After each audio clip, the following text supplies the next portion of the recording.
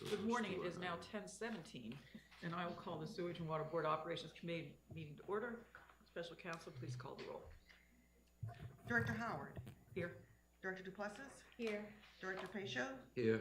Director Taylor. Director Scholas. Chair, we do have a quorum. Okay. All right, so we'll start with a presentation or item from Renee Gonzalez, the Chief Customer Service Officer, on the alternative meter reading strategy. Okay, Renee? How do I get the presentation to play? Should pop up automatically. Oh, are they gonna? I don't know, I just got the clip. Yeah, I would wait until they have the first line. Right.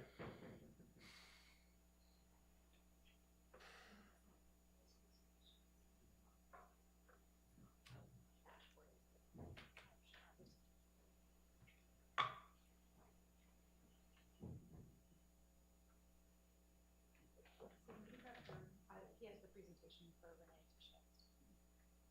That's your thing, right? Hmm? I think that's the thing, right?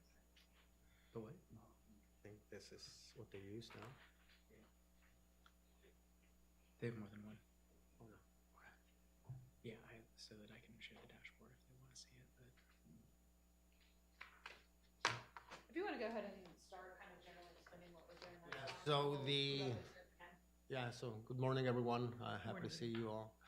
So the reason why we're here is to go over an alternative meter reading strategy that we're most likely going to implement in the first week of November, so in a couple of weeks.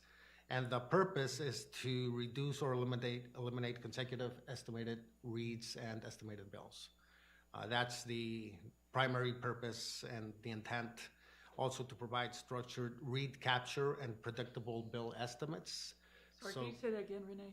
I didn't hear it. Yeah, absolutely. To provide a structured read capture, meter read capture, and predictable bill estimates. So what the high level idea and the concept is to go from unpredictability to predictability and consistency for bill estimation and just bill generation in general. We want to smooth out estimated reads and bill averages, shift from a focus from quantity to quality, improve employee engagement and morale within the department, and also enhance customer trust and confidence as a result. And before I begin, I wanted to just quickly go over some of the recent improvements and efforts within the meter reading department. Some of which are leadership changes. We increased the number of vehicles in our fleet, added labor positions, we upgraded uniforms. We implemented a meter reading accuracy monitoring and tracking program, and we're developing a culture of accountability in the department. Some of the current challenges, as probably you are all aware, especially in meter reading, revolve around staffing. So because of the arduous, repetitive work and the environmental conditions, sometimes attendance is not where we want it to be, or most of the time attendance is not where we want it to be. There's high turnover, there's staff engagement and morale is not always the best, just because of the nature of the work. And as a result, staffing has always been an issue in meter reading, and meter reading really, the success of the meter reading team is all about boots on the ground, right? It's a manual process. We have to go and put eyes on every single meter every single month, and inaccurate or estimated reads produce inaccurate bills. So another of the challenges that we currently have, or we've had for some time now, is dependency on other departments or collaboration to, for example, repair or replace reported field issues like unreadable meters where the lens is scratched, meter changeouts, that sort of thing. And we're working across divisions with Ron's team and the meter shop to improve the response time and the installation time for all those requests. Another is meter access. So sometimes meters are in the interior of buildings or residences. They're in ditches. Sometimes customers will park cars over the meters and they will become inaccessible. And believe it or not, we have some meters that are actually like in a customer's like bedroom inside their house, that sort of thing. So some challenges that we're planning to address, as we go forward. Another one is employee safety. I'm not going to get too much into crime conversation, but there is always a concern about staff safety, and then inclement weather conditions.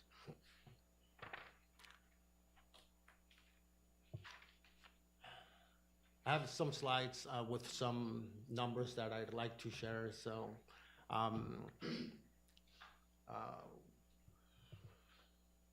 Maybe it's There we go. also important to point out, if you said it, I'm sorry,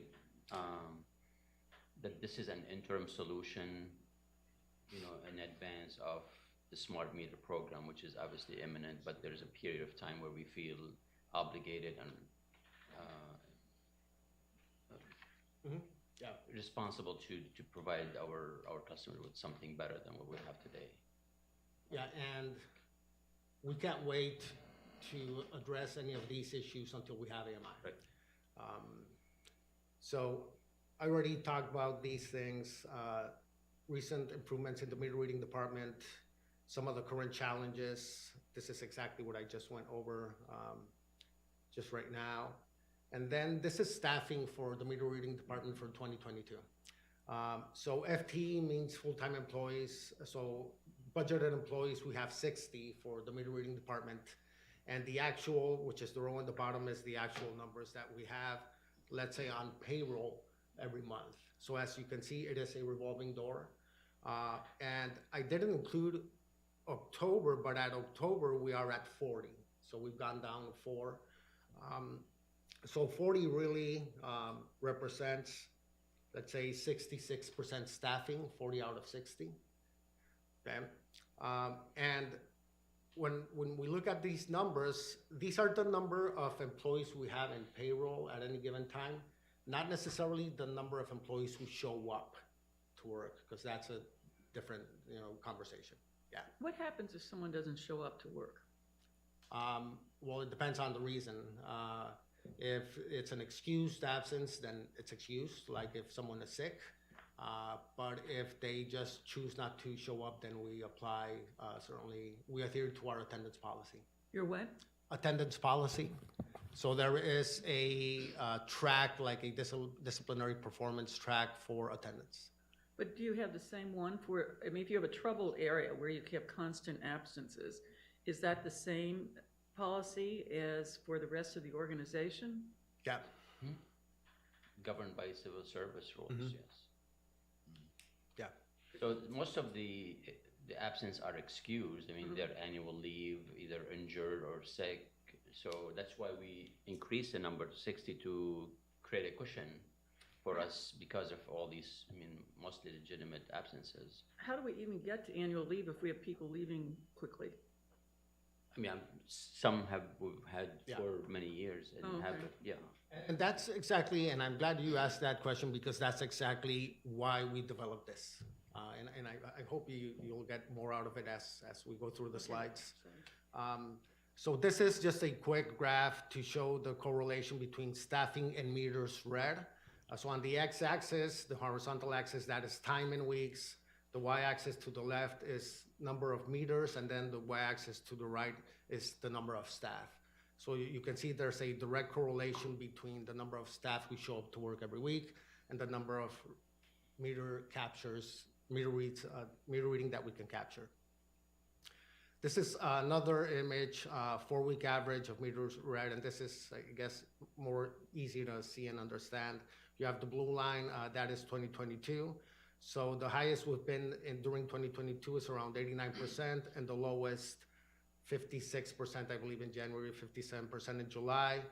But on average, I think we'd fall between high 60s, low 70s for any given month for meters captured, meter reads. I mean, are we in a situation where we should be telling the public, I mean, changing our expectation instead of trying to say we're gonna read readers every month? Well, that's We're why we're here, Oh. to respond to That's that. exactly. I'm sorry, I'll shut up. We're aligned, Yeah, so yeah. this is Great good. minds think alike. Great minds think alike. Okay, sorry. So, yeah, I like where you're going. I didn't mean to spoil the punchline.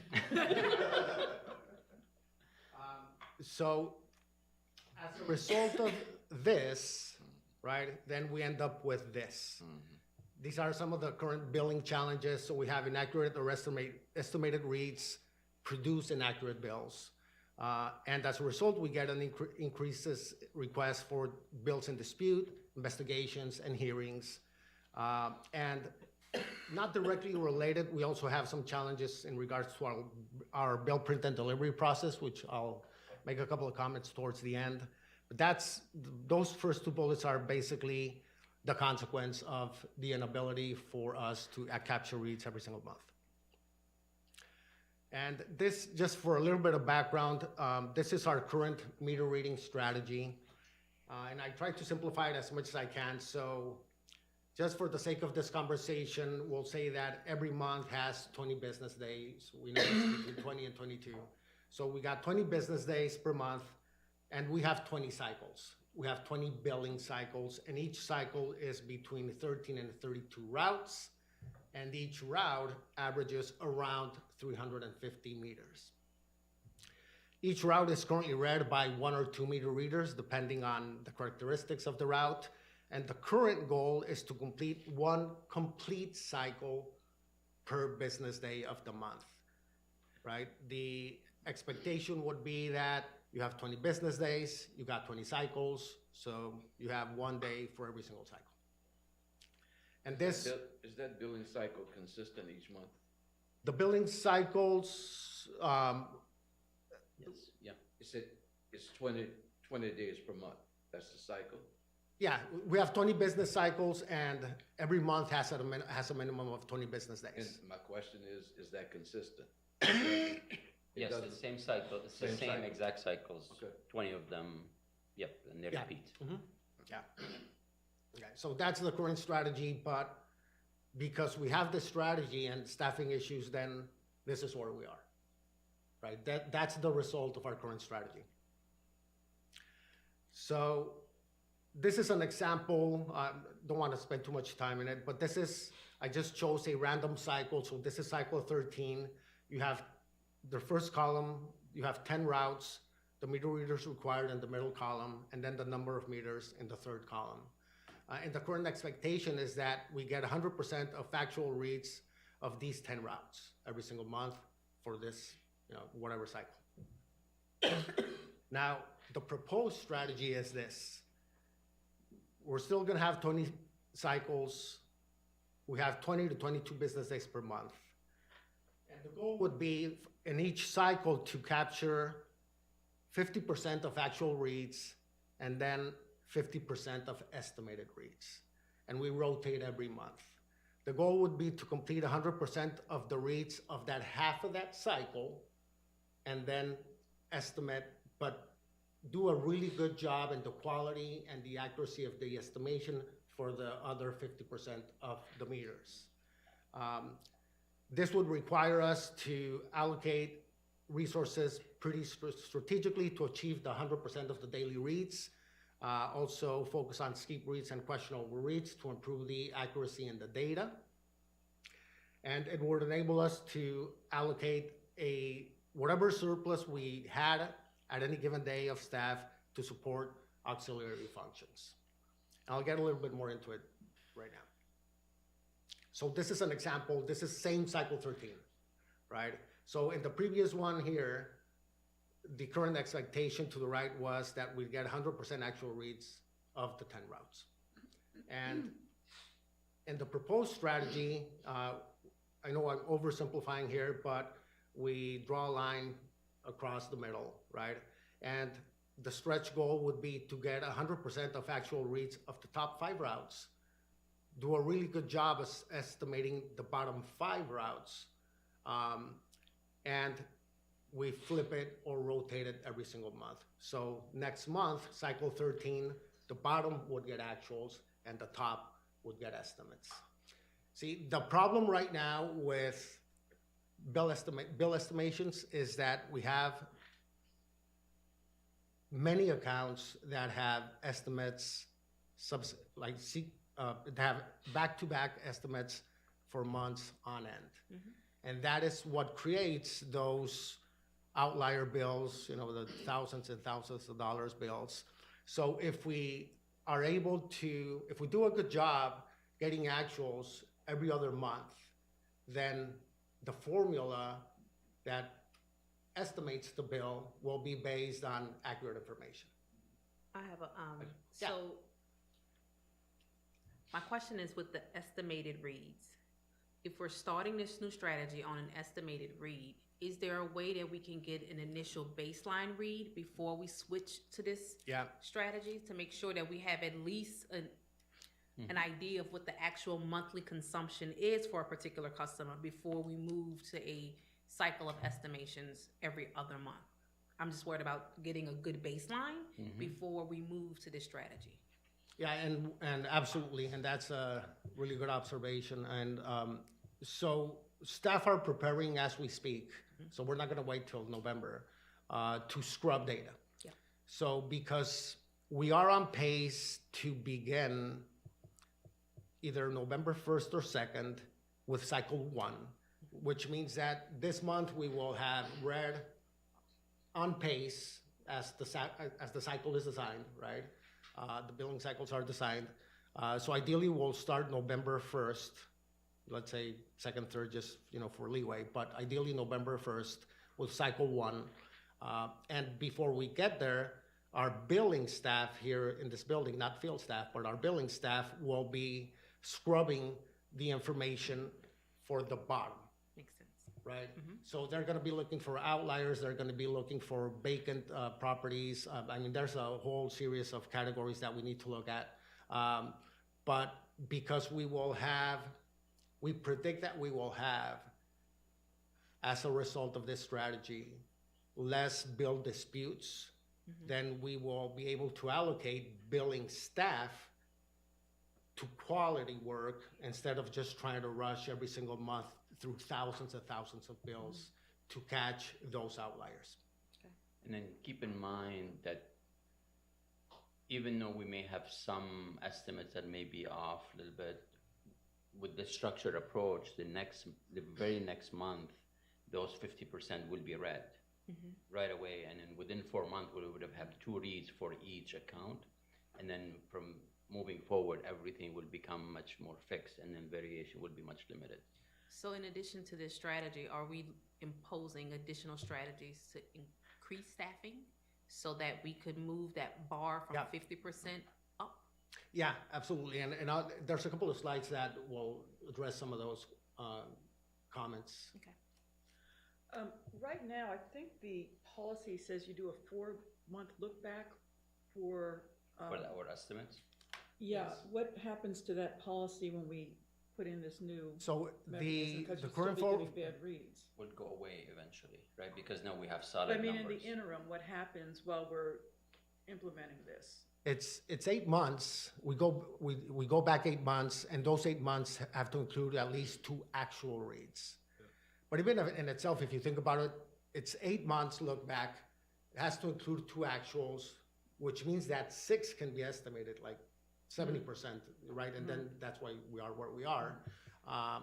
But like Hassan said, at some point, right now we're not modifying the formula. We believe that by getting reads, actual reads every other month, then what we're feeding the formula will be accurate enough to smooth out the variations or inconsistencies of every one of our bills.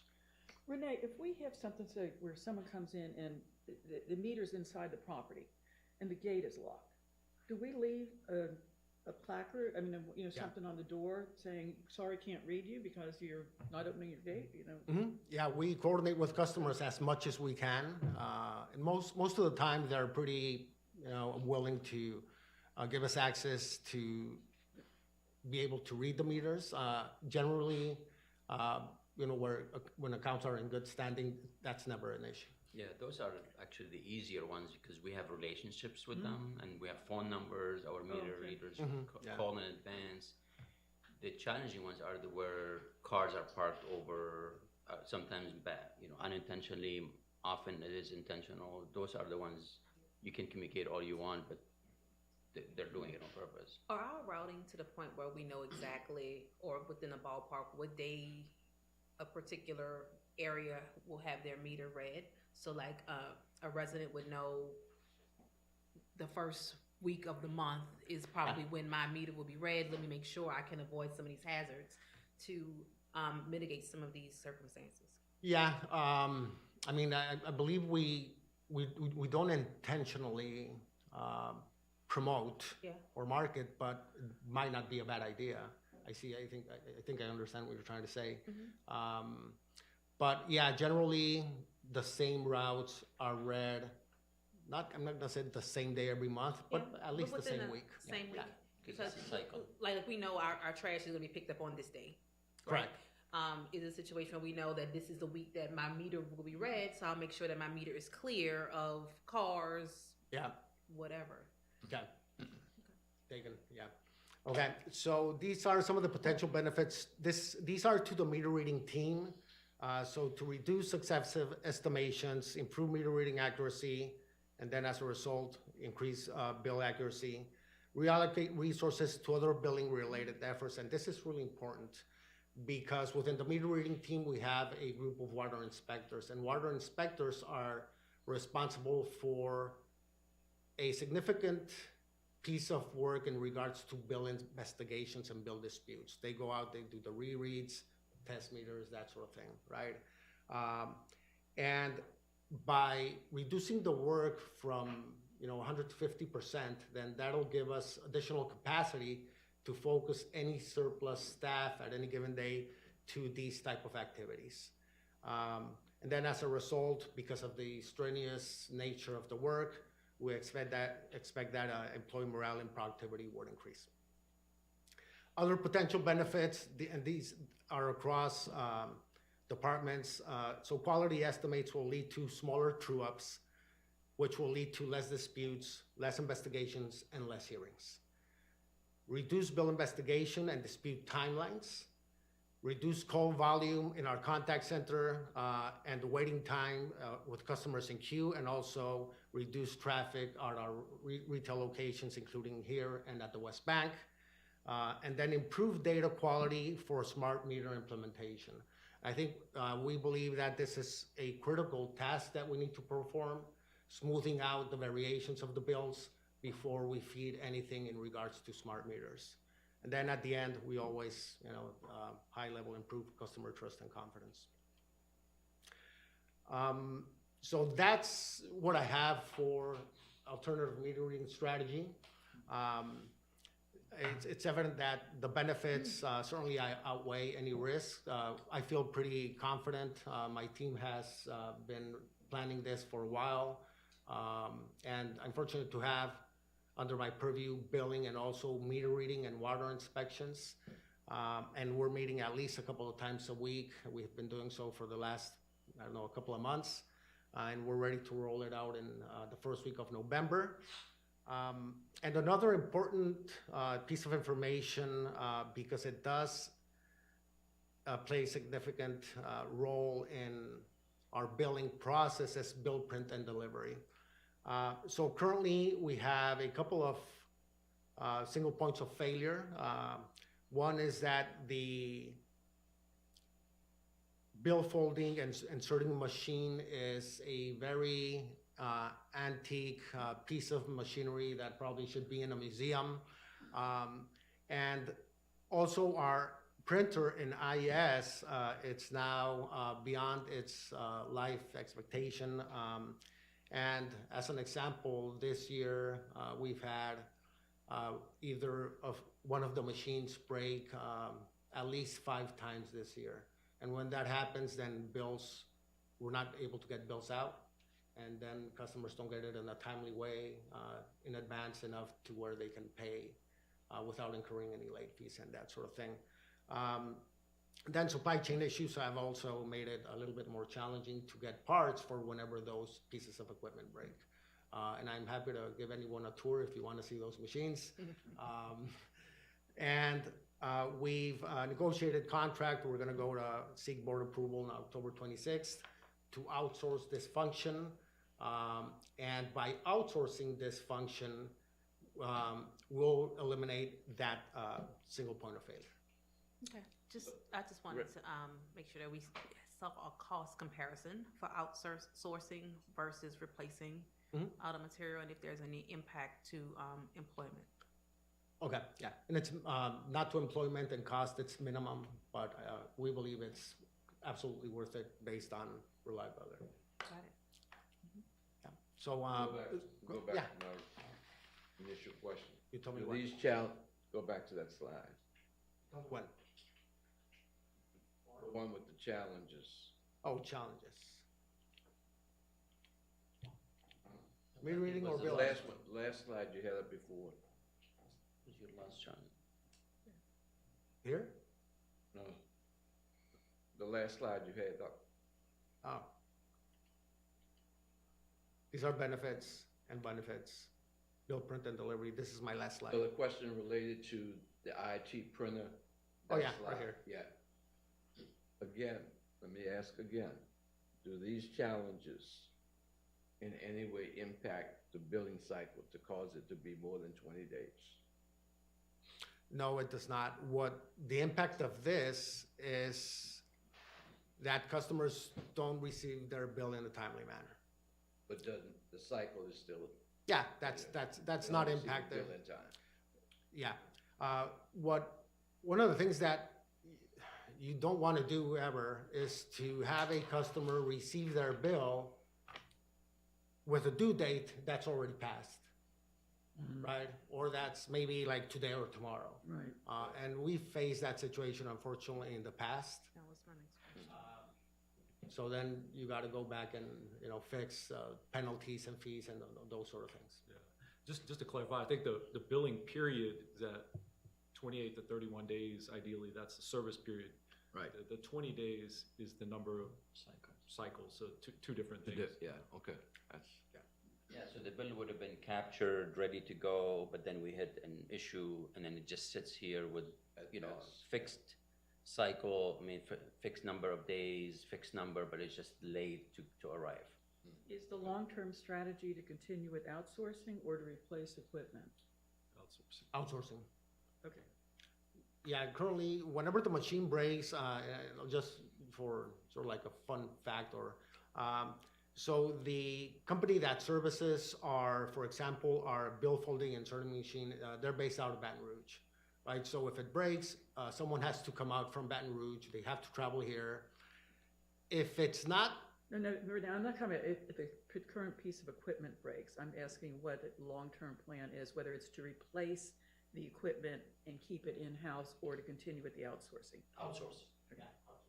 It's very common practice with utilities and others, and it allows you to enjoy new advancement in, the technologies that they are willing to invest in while we stay static with whatever investment we make.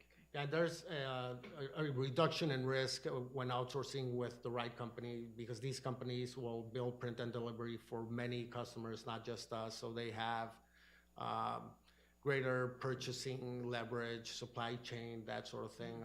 When we've done it in-house, at some point we couldn't find envelopes, couldn't find paper, couldn't find toner, that sort of thing.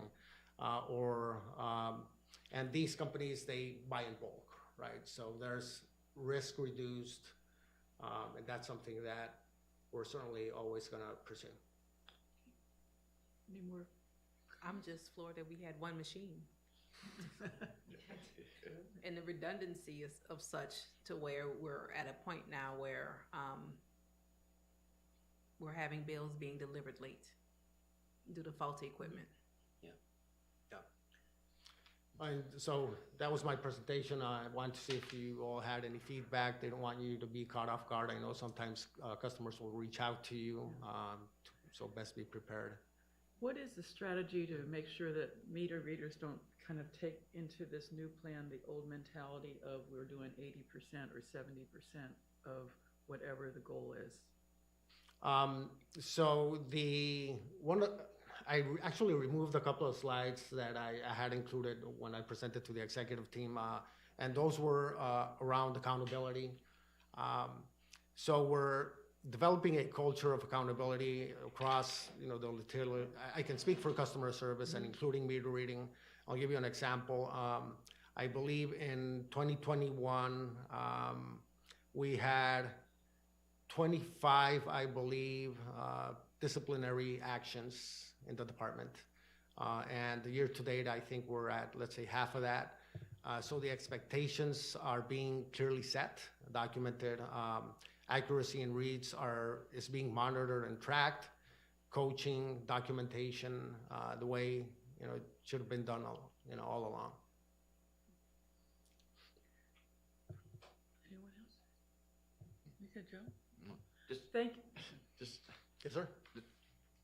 the cost savings to outsourcing is a plus for us rather than replacing equipment, correct? It's a little bit more. We're outsourcing, Yeah. we're not replacing equipment. So is there a cost saving issue here or not? I think over time you get some benefits, but initially there's a little bit more cost to invest in a better, more reliable outsourcing product. But over time, that's money well spent to have That's the my quality and consistency. Yeah, that's my question. Yeah, to source parts for one of our current machines, the people who maintain the machine, they have to look for the parts like on eBay because the parts aren't made anymore. So, yeah, okay. Well, thank you so much. Thank you, Renee. Yeah, thank you. Absolutely, anytime. Very helpful. Sounds like Thank we're you. talking about a turbine. Yeah. Need a 3D printer. And just kind of to baseline this discussion, I think we've received many audits since I got here. I mean, we were probably one of the most scrutinized agencies that I've seen. And you've heard me often welcome audits, collaborate with the auditor, and never once really took issue with any of the previous audits. I mean, we've sat with the auditors and we've opened books and we've always looked for opportunities for an auditor to bring to us, improvements, recommendations, and so audits in the past have been very successful. I took exception to this one, to be honest with you, because I think it truly missed the mark, and maybe the conclusions were disproportionate to what actually they could have found and recommended, quite honestly. So, and I know I'm picking a fight with an auditor, which is not typically advisable, but the headlines were just not accurate at all, and were misleading, maybe unintentional, but they were misleading. So this was an audit that was done for the JR project, which truly is a city effort, and we are call it a sub-agency that helps the city / DBW to perform the JRR projects. One of the probably biggest and most critical projects we've done in the city, $2.2 billion worth. So it's very critical, and the coordination in that on those projects are key. We are a key agency that perform a lot of good critical work in advance of what others need to do or complete. I think the focus on the asset management or CAS work, while there was some accuracy in terms of maybe lack of accuracy here and there, couldn't have been the reason for what the findings were in terms of the added cost implications and the delay. I just think if you dig deep into the coordination where we started, where most of us weren't here when that arrangement was developed, probably the biggest critical, I guess, mission or assignment that we had that we should have been maybe been more predictable or more we should have been more thoughtful about how we do is the closure of water mains and getting the work done in advance or more efficiently. That was a point or an area that should have been a focus, and truly how far we've come is huge in the terms of improvements. That was overlooked completely, where you focus on previous practices and then you called somebody out versus looking at how much advance and improvements we've made to make improvements and how much better things are. That could have been a headline. You know, improvements made by Sewage and Water Board to expedite JR projects. That was nowhere to be seen. So I think the conclusions were just, you know, small or conclusions that we have reached way before the audit even started relative to, yeah, we need to get this moving because we're running out of time. But then we didn't talk about capacity, we didn't talk about inflation, we didn't talk about contractors not performing, we didn't talk about way too much work bid out all at once. I mean, we all have seen and read stories, but none of that was pointed out. And then what was pointed out, you know, minor infractions or contribution to the slowness or some lack of coordination here and there. So what I can tell you is CAS work is being looked at in terms of being replaced. We are in the midst of writing the RFP because we know it's important for us to have a better asset management system, not just for JRR, but in general, just allow us to be more systematic about how we manage our assets. So that's happening anyways.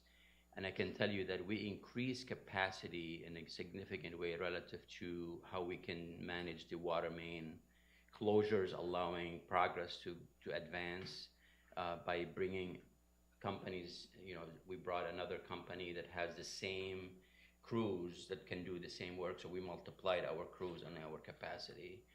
We've also are doing better job coordinating with the contractors who are doing water main work in terms of chlorination and allowing them to pass a safe sample test to get us to move forward with the installation and utilizing of the new water main versus the old one.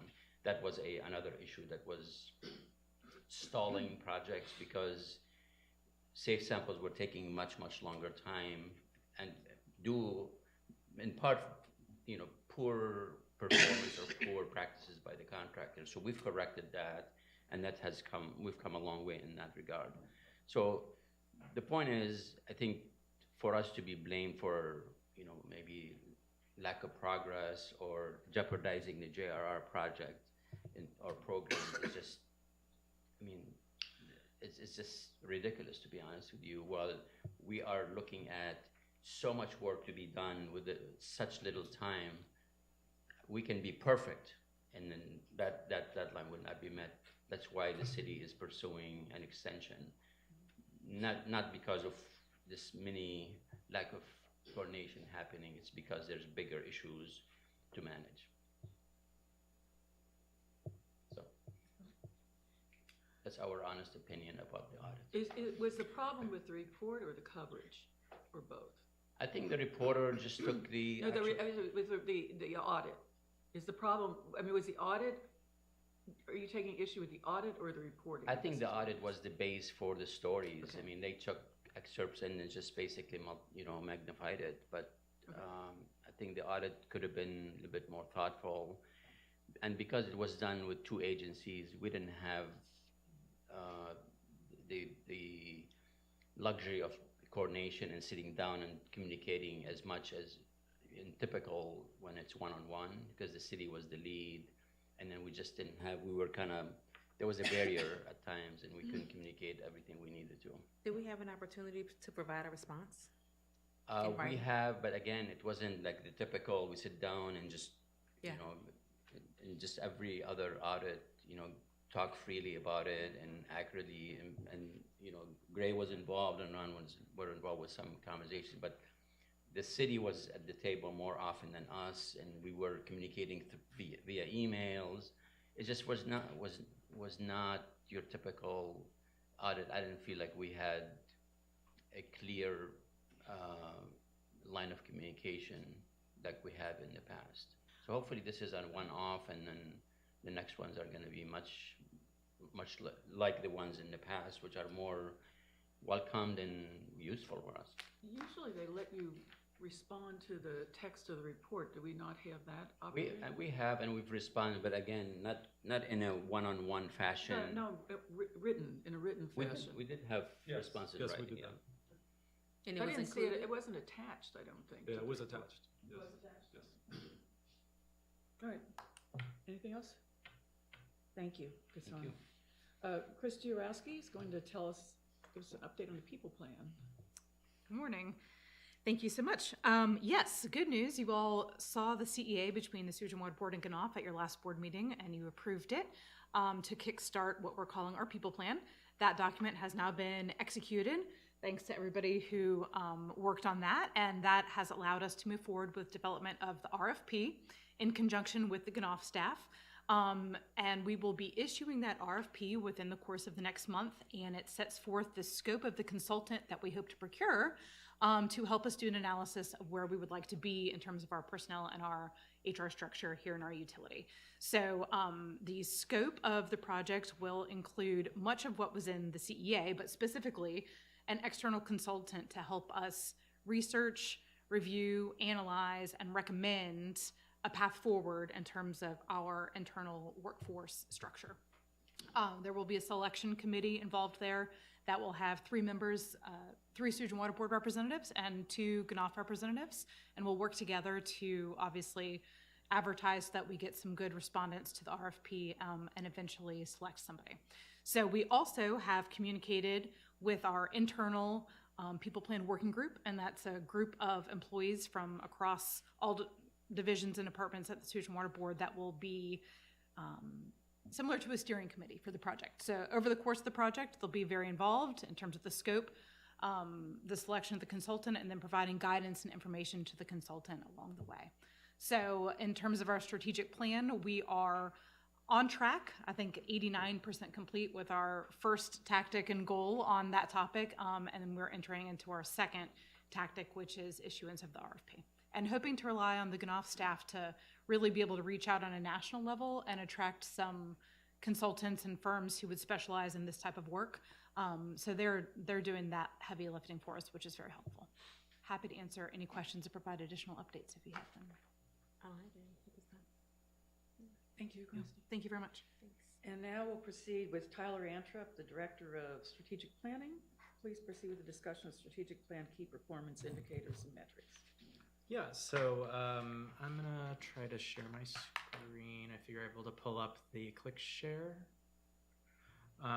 So we did provide you in your packet just a summary export of the dashboard. So if you're able to take a look at that. We met about 2 weeks ago with each of our 6 implementation working groups. I think that they're all making very good progress. As you can see here on this sort of summary dashboard, blue means ahead of schedule, yellow means on track, and red means behind schedule. So we are substantially on schedule or ahead of schedule on nearly all of our goals. We've continued to make good progress on updating the metric data, although there are still a few gaps. In particular around setting targets for some things. We're still working on what we think are reasonable targets for a few things. And then there's a few areas that we're still trying to sort out. For instance, looking at things like full-time employees per million gallons of water. Those things are typically broken up by system, and we're trying to figure out ways, how do we determine how many employees we have per system. You know, it's like getting into really the deep level of data analysis now. But you know, we were really priming the implementation groups. No, don't do that. For, I don't know why now it decided is the time to restart. Anyways, we were really priming the implementation working groups on 2023 work planning at the last meeting. So, you know, it was really focused on beginning those discussions and then letting them know to bring some ideas for how to continue to iterate on the tactics that they've completed this year in next year's work planning when we get together in December at our last quarterly meeting of the year. So by the time we see you next, hopefully we'll be able to give you a bigger update on the 2023 work plan so that you can see the sort of next phase of work to be done over the next year. I have a question, Yeah. Tyler. I have trouble understanding the chart. Sure. It goes under start with financial stability dashboard. Okay. When you look at the numbers, the current expected, sometimes you have 5971 all the way out. Sometimes it's within the first inch. Is this a solid continuum, like a 0 to 100 on the whole bar, or what? I can't understand the relationships. So for the overall goals, it's just tracking progress on the tactics that have been reported on for this year. This year, okay, so it's, So while the goals will probably continue for the most part for the full 5-year implementation period, you'll see, for instance, once we start putting in 2023 tactics, the progress on the overall goals is going to go back, but in terms of the amount completed, it'll probably remain the same. It'll just mean that the bar gets extended as we continue to add additional work for future years. But for all the tactics that are underneath there, those things are going to be things that are more discrete tasks that get checked off by the end of the year. but if you go into optimized capital and operational spending, you've got the long bar, which I assume is the percentage, graphic demonstration of the percentage. Inventory and prioritized vendors, 25 out of 71%, extends farther out than review purchasing policies, which is 100 out of 100. So they're not. They're also related to the time throughout the year when they started and were completed. So that goal was set to be completed probably sometime in June or July based on when that bar ends relative to the others.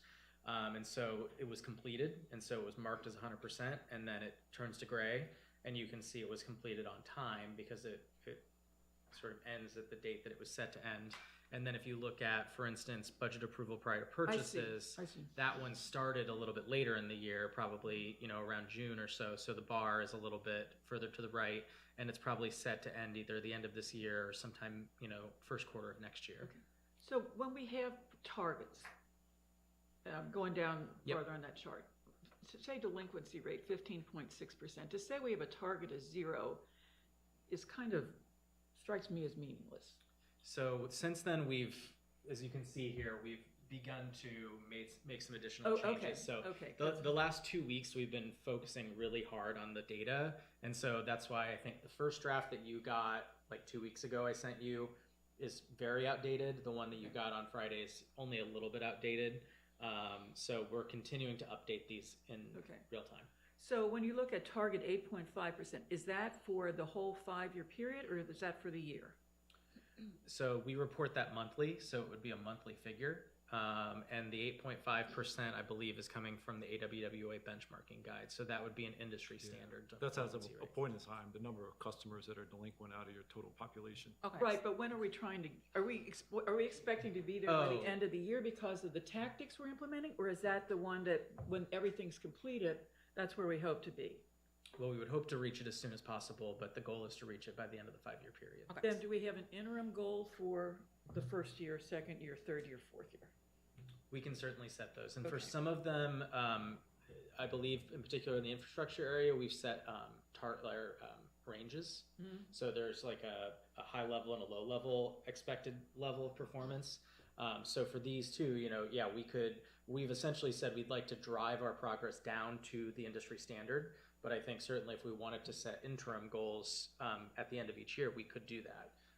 And we would love your input on, where you think that should be. So for clarity purposes, I would suggest if we put a little bit more information in some of these so that we know are we looking per year, per month, some indications like delinquency rate percentage per month, per year, especially as we're dealing with targets. age accounts? Is it per 60 days, 90 days, 120 days? So those types of things would help the consumer and a reader on our end better understand what the metrics are. Yep, got it.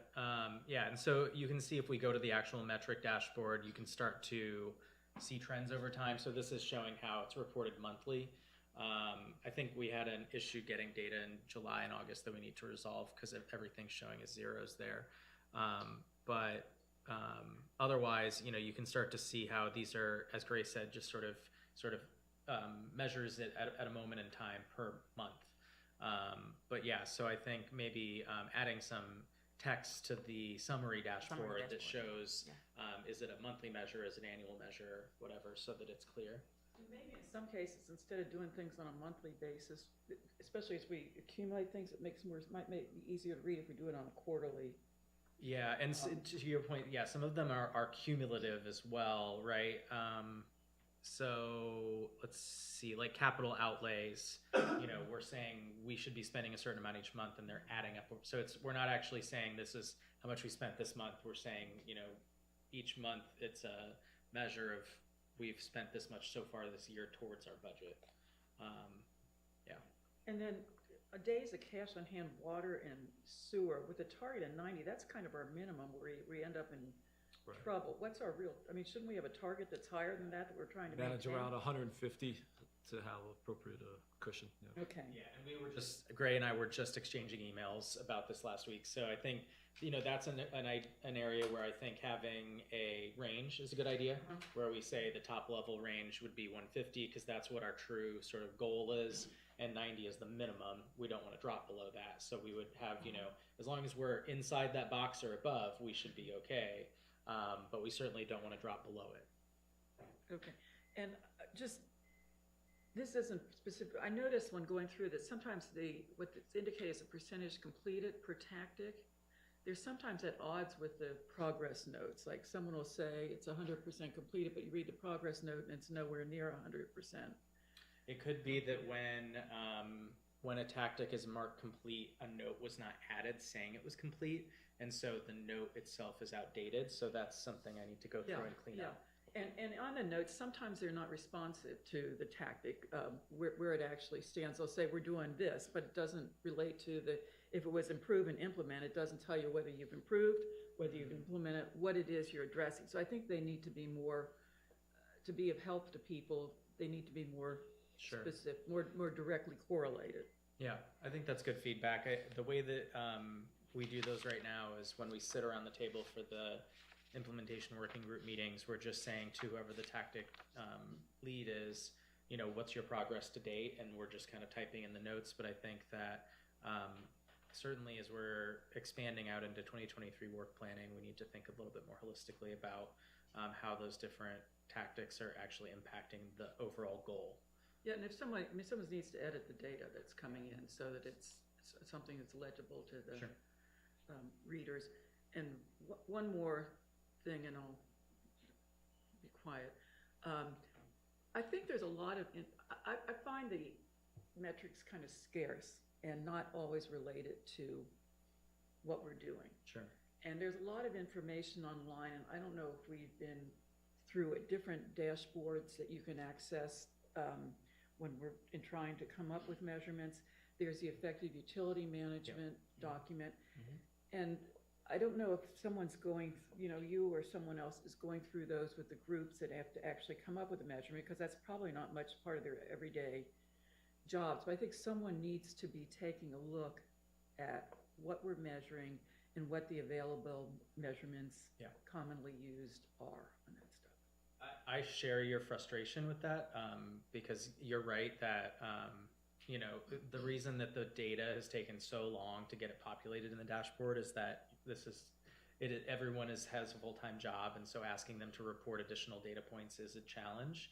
And so we're starting to get good compliance with that, which is encouraging. But so I think that where I'm at with it right now is that I think my goal is to get this populated, see what we're measuring, and then reassess in the next 1 to 2 quarters, and so that we can see first pass, is this actually telling us anything that's useful? And if it's not, then we need to reassess and go back and find what's a different measure that actually tells us what we want to find out. Because obviously this is revolutionary for us. Good. So I think, as a first pass, this is a good exercise in figuring out how to do it and start measuring things. And if we all decide that this is no longer, or that a particular measure isn't serving us, then we can scrap it and we can replace it with a new one that we think better serves what we're trying to measure. Yeah, I just think that people who are in charge of these different things need help in doing that. Yeah, and I think that Different skill set. Yeah, the approach that we took was obviously to come to the board first and ask for what you wanted to measure, and then go back to the staff and ask, like, how do we measure that? And I think that your point is well taken, that we probably need to now dig deep again through the different benchmarking data available and see where we can start to match things up a little bit better to make sure that we're measuring industry standard information and making sure that that's actually meaning something to the board as well, because it's important that this is legible to you and that it's telling you what you want to know.